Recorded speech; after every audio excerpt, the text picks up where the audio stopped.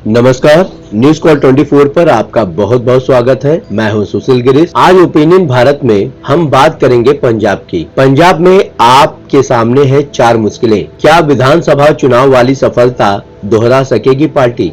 आज का हमारा यही विषय है। आइए समझने की कोशिश करते हैं। पंजाब में सत्ताधारी आम आदमी पार्टी के लिए लोकसभा चुनाव में सबसे बड़ा दांव लगा हुआ है। अरविंद केजरीवाल और पार्टी के अन्य नेताओं पर भ्रष्टाचार के आरोप लगने के बाद पार्टी के पास पंजाब जीतकर खुद को साफ पाक साबित करने का मौका है, पर इस राह में कठिनाइयां भी कठिन हैं। पंजाब में लोकसभा चुनाव के लिए मतदान अंतिम चरण में यानी 1 जून को हो रहा है। देश में पंजाब ही एकमात्र ऐसा राज्य है जहां मुकाबला आमने सामने का नहीं है, यहां बहुकोणीय मुकाबला है। शायद यही कारण है कि यहां समझना मुश्किल हो रहा है, या फिर कहें कि नामुमकिन हो गया है कि कौन जीत रहा है और कौन हार रहा है और कौन बढ़त पर है। आम आदमी पार्टी अभी पंजाब में सत्ता में है, जो 2022 विधानसभा चुनाव में प्रचंड बहुमत के साथ जीतकर आई थी। शायद यही कारण है कि 2024 के लोकसभा चुनाव में आम आदमी पार्टी का ही सबसे बड़ा दांव लगा हुआ है। इस चुनाव में पार्टी की कार्यशैली की भी परीक्षा होने वाली है।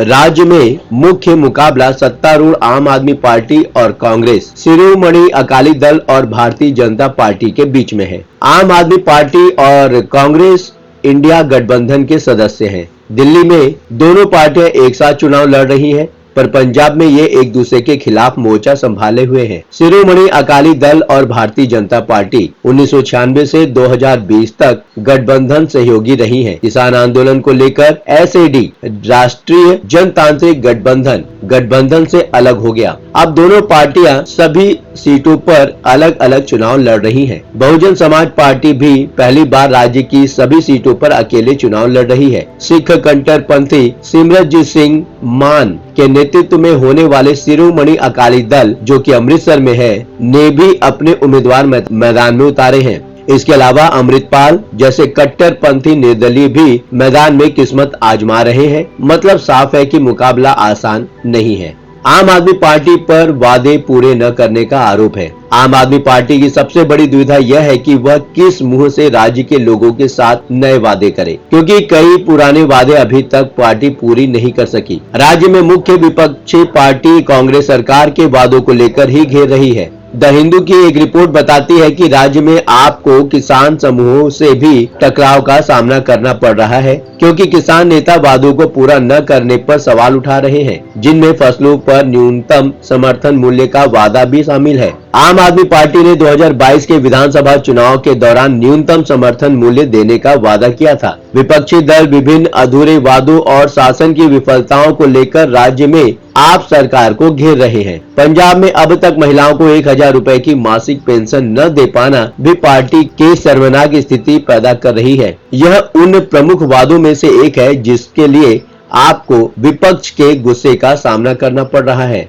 दूसरी ओर कांग्रेस राज्य में आप और केंद्र में भाजपा के खिलाफ सत्ता विरोध पर ध्यान केंद्रित की हुई है। निरस्त किए गए कृषि कानूनों के खिलाफ दिल्ली सीमा पर किसानों का आंदोलन को समर्थन के चलते कांग्रेस को किसान संगठनों के समर्थन की उम्मीद है। पंजाब हरियाणा सीमाओं पर अभी कुछ दिन पहले कुछ आंदोलनों को भी कांग्रेस का समर्थन खुलकर मिला है, जिससे पार्टी उम्मीद लगाए हुए है कि किसानों का वोट थोक भाव में मिलेगा। कांग्रेस के घोषणा पत्र में किसानों का कर्ज माफ करने और न्यूनतम समर्थन मूल्य एमएसपी के लिए कानूनी गारंटी सुनिश्चित करने का वादा किया गया है। यह एक और कारक है जिसके आधार पर कांग्रेस आम आदमी पार्टी पर भारी पड़ रही है। चतुष्कोणीय मुकाबले में भी आपको नुकसान होगा। कितना होगा? 2019 के संसदीय चुनाव में काफी हद तक कांग्रेस सिंह भाजपा गठबंधन सहयोगी के रूप में और आपके बीच त्रिकोणीय मुकाबला था, जो 2024 में बहुकोणीय मुकाबला बन गया है। 2019 के लोकसभा चुनाव में कांग्रेस ने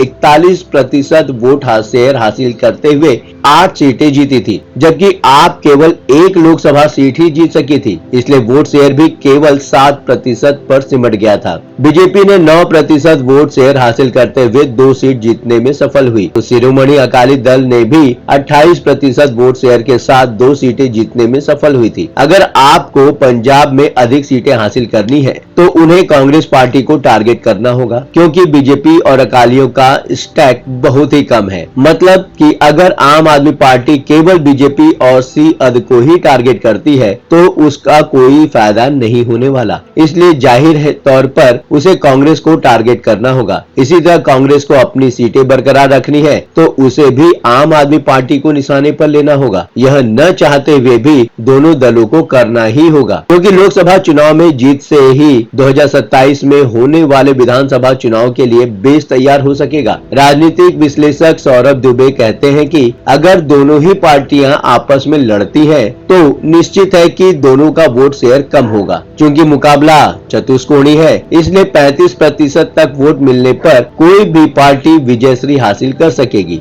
जाहिर है कि ऐसा होता है तो चारों पार्टियों के जीतने की संभावनाएं एक समान हो जाएंगी। पंजाब में बसपा की भी भूमिका कम, फिर भी कुछ सीटों पर पहुंचा सकती है नुकसान। द हिंदू की एक रिपोर्ट बताती है कि पंजाब के राजनीतिक परिदृश्य में बहुजन समाज पार्टी बसपा के वोट शेयर में पिछले कुछ वर्षों में लगातार कमी देखी जा रही है तथा राज्य की चुनावी राजनीति में पार्टी की वोट काटने वाली भूमिका भी लगातार कम होती जा रही है। हालांकि 2024 के आम चुनाव में यह अभी भी कुछ संसदीय निर्वाचन क्षेत्रों में वो अपनी भूमिका निभा सकती है। पार्टी होशियारपुर, आनंदपुर साहिब, जालंधर और फरीदकोट सहित दलित बहुल संसदीय क्षेत्रों में मुख्य धारा के दलों की चुनावी संभावनाओं को नुकसान पहुंचा सकती है। बसपा पहली बार पंजाब की सभी 13 लोकसभा सीटों पर अकेले चुनाव लड़ रही है। देश में सबसे अधिक दलित समाज का आबादी पंजाब में ही है। बीएसपी ने पहली बार दलितों को राजनीतिक मुद्दे के तौर पर 1992 में इस्तेमाल किया था। 1992 में बसपा ने पंजाब में 16% वोट हासिल किए, लेकिन 2012 में विधानसभा चुनाव में यह घटकर 4% रह गया और 2022 के विधानसभा चुनाव में यह और गिरकर 1.77% पर आ गया। जाहिर है कि इस बार बीएसपी सभी सीटों पर चुनाव लड़ रही है तो निश्चित ही उसका वोट परसेंटेज कुछ तो बढ़ेगा ही, यानी कि 1.77% से अगर 3, 4 या 5% भी होता है तो उस दल के साथ खेला हो जाएगा जिसे पिछले चुनाव में सबसे अधिक दलित वोट मिले थे।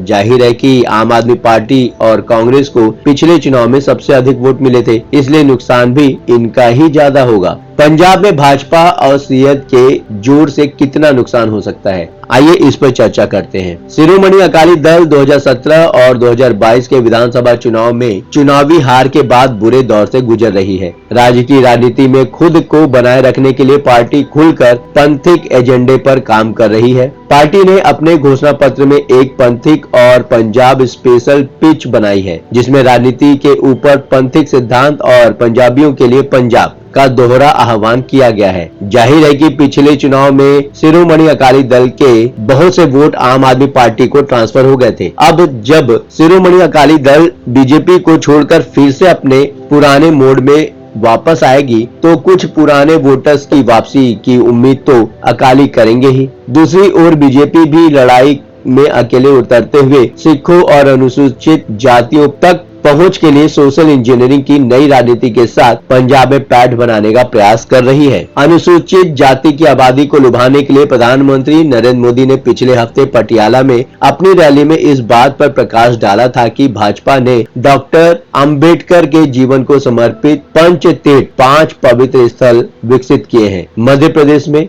जहां भाजपा सत्ता में है, संत रविदास को समर्पित एक मंदिर का निर्माण किया जा रहा है और यूपी के वाराणसी में संत रविदास के जन्म स्थान का विस्तार किया जा रहा है। पटियाला रैली में श्री राम मंदिर की प्रतिकृति उठाए एक समर्थक ने यह भी संदेश दिया कि इस बार बीजेपी को हिंदुओं के मिलने वाले वोटों में बढ़ोतरी हो सकती है। जाहिर है कि बीजेपी और सीएद के जो वोट बटेंगे या बढ़ेंगे वो आम आदमी पार्टी और कांग्रेस को मिलने वाले वोट से कटकर ही आएंगे। आपको क्या लगता है, आप विधानसभा चुनाव वाली सफलता दोबारा दोहरा सकती है? आप अपनी राय हमें कमेंट के माध्यम से भेज सकते हैं। अभी तक आपने हमारे इस चैनल को सब्सक्राइब नहीं किया है तो कृपया इस चैनल को सब्सक्राइब करें, फॉलो करें और नोटिफिकेशन में जाकर ऑल का ऑप्शन दबाना बिल्कुल भी न भूलें। नमस्कार।